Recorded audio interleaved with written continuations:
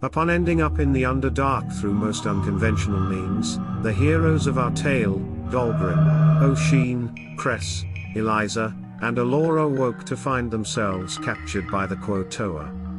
These fish creatures wreathed in madness sent them out to deal with the Big Splash.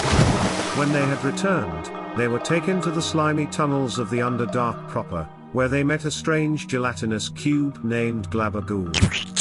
With his help, they navigated many slimy miles of rock nearly devoid of life.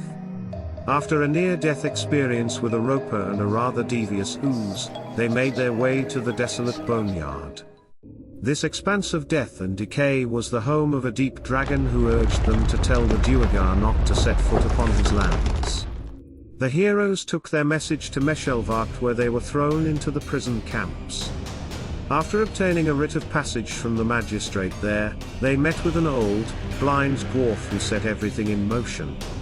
In many ways Meshelvart was the beginning of it all, the first true chapter in the legend of these adventurers. There was no way they could know then the dangers that awaited them. They had not yet braved the fungal jungle of the Toxic Wallows with its multitude of deadly traps and toxins. Nor had they met the envoy of Lolth perched upon the throne in the Silk Run. Had they known of those horrors, they most likely would have stayed with the Duergar for the remainder of their days. And I would be remiss as a storyteller of unequaled skill if I did not mention that they had not yet strode upon the searing sands of the Black Wastes where they would find the true sons of the Forge. Everyone knows the story of what the heroes encountered in Krenzra, but at this point they had yet to find the inner power that would lead them to become the bane of all who would hold court in the shadowy spires of that ancient settlement. It is true, dear listeners, that they had an inkling of what happened to the vaunted hold of Hadam Kalbra. And they might have even considered the matter a minor mystery, but they had no real understanding of what was there. In the dark. Listening. Waiting.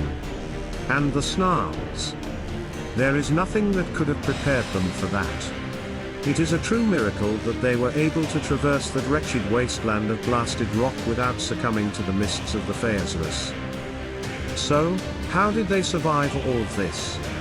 How did they manage to not only find Meshelvart but to surmount every challenge it threw at them? Well, some would say they did not survive, not wholly anyway. But Meshelvart. Yes, it truly was the beginning.